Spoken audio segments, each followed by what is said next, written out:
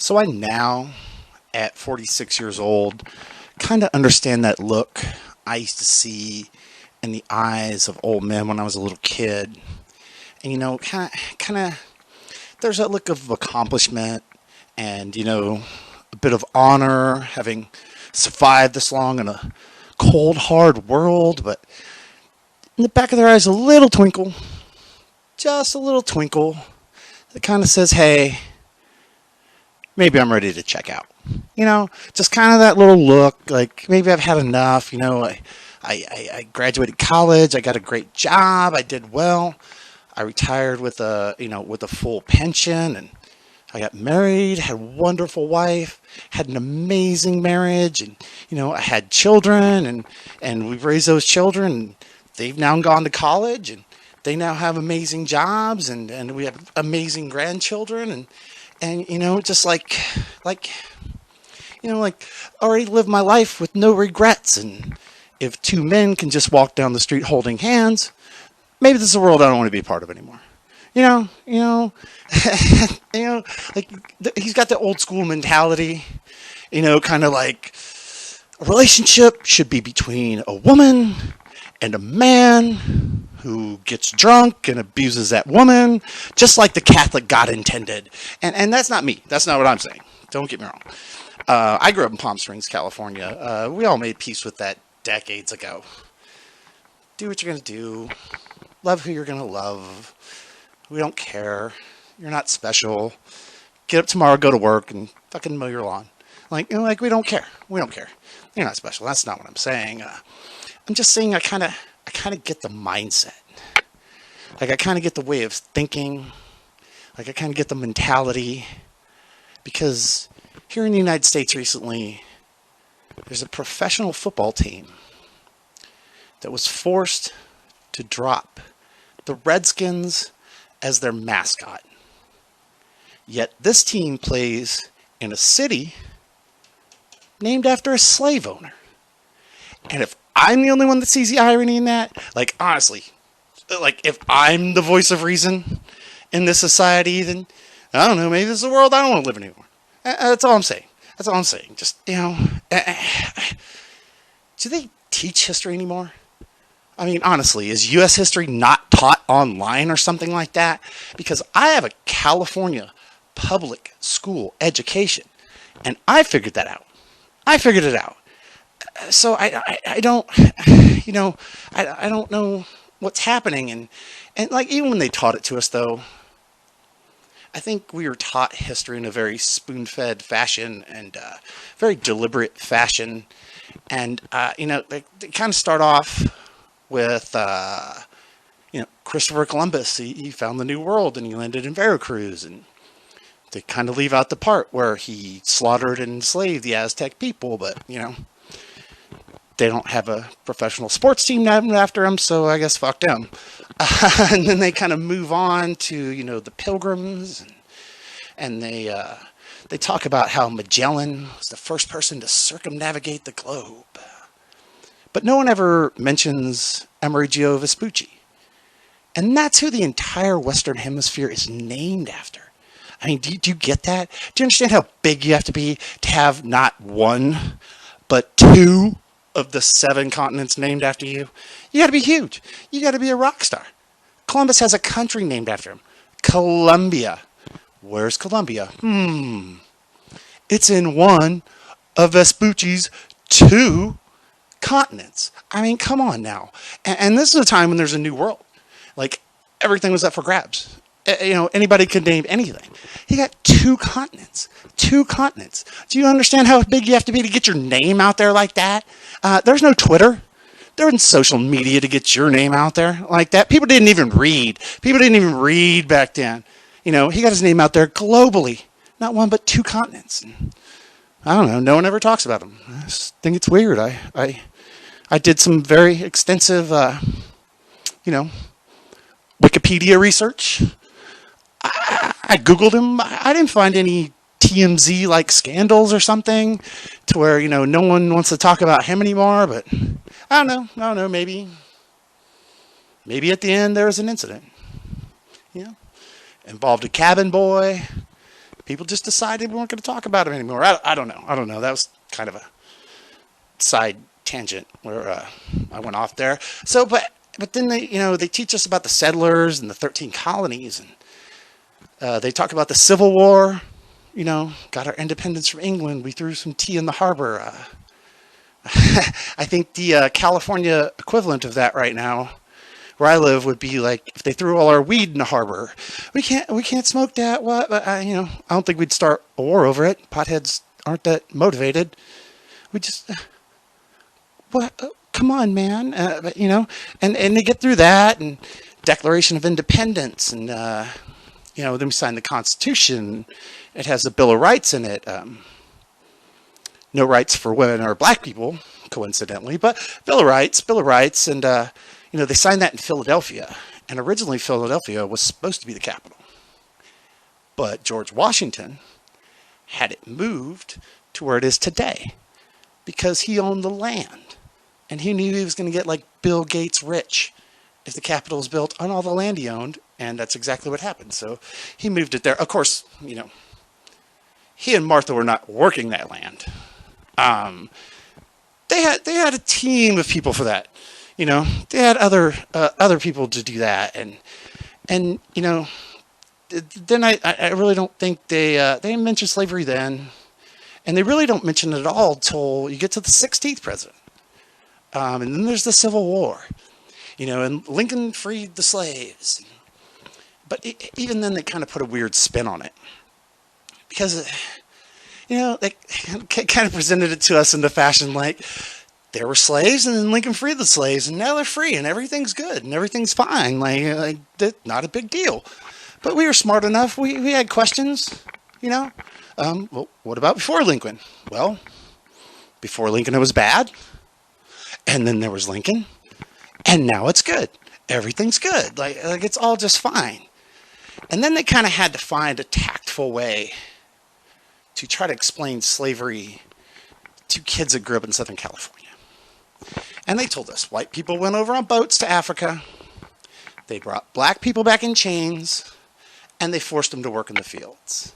But it's hard for any of us to understand that because we're all looking around like, why didn't they just go to Home Depot? Get a truckload of Mexicans. At Clearfield like it's nothing. For a case of Tecate and $8, like why you got boats like that? That's crazy. And look, I'm not getting on Mexican people. Don't get me wrong. Mexican people are amazing. Mexican people are fantastic. I once saw 5 Mexicans that me and my girlfriend had obtained from a U-Haul depot. So they would sit out there. They'd wait for someone to get a moving truck, and then ask them if they needed help moving. So we knew where to find them. We went and picked up 5 guys, and they put 4 hotel rooms worth of furniture from the Wyndham Hotel in downtown Palm Springs, California, into the bed of my 2003 Ford F-150 long bed pickup truck. One load, 4 hotel rooms. We weren't robbing the place, okay? Let me make this clear. The Wyndham had donated a floor's worth of furniture, 8 rooms, to a nonprofit organization. Since I had a pickup truck, I agreed to help my girlfriend, who was part of the nonprofit organization. Anyway, that's why we were there. 4 of the rooms went into a trailer, and 4 hotel rooms worth went into one load of my pickup truck.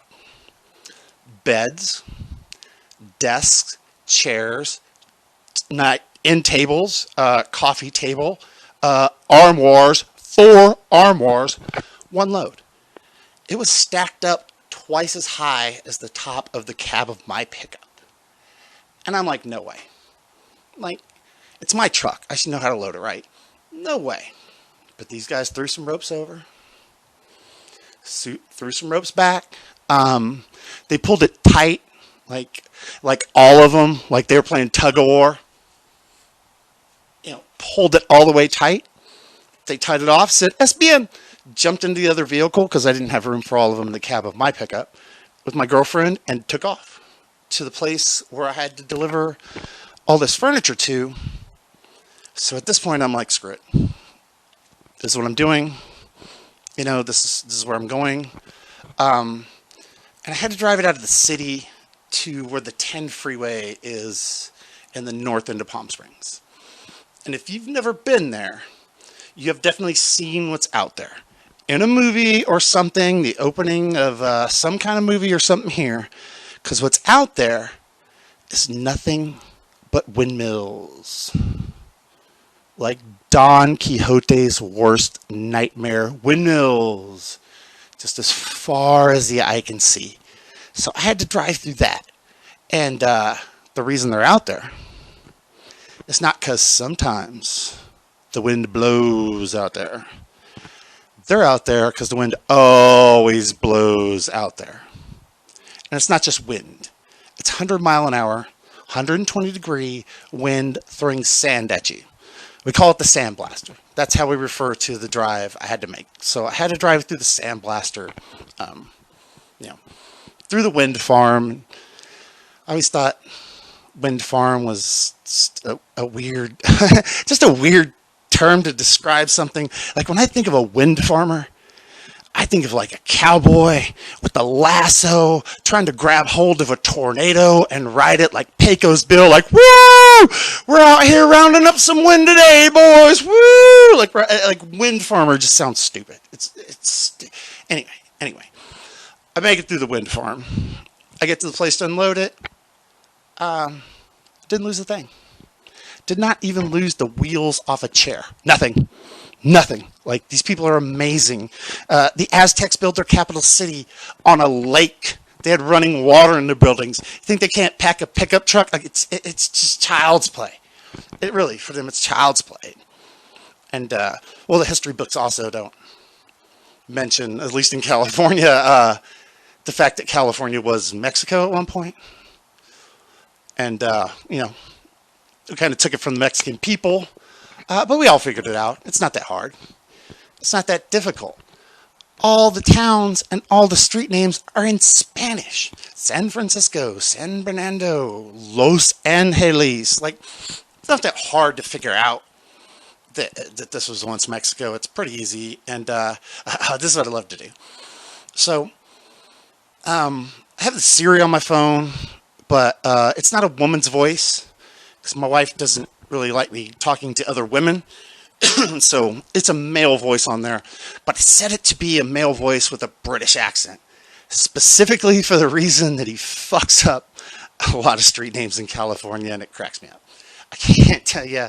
The main street in the town I live in San Luis Obispo, California, is Higuera. It is spelled Higuera. Higuera. Siri can't even say it. Like it sounds like he's gargling, like he's chewing on something. Take a left on Higuera. Like, man, did he just swallow a fur ball? Like what? Like what was that? What just happened? My favorite though. Okay, real quick. My favorite thing to make him say is Taco Bell. I always put in directions to Taco Bell. I do not eat at Taco Bell. No.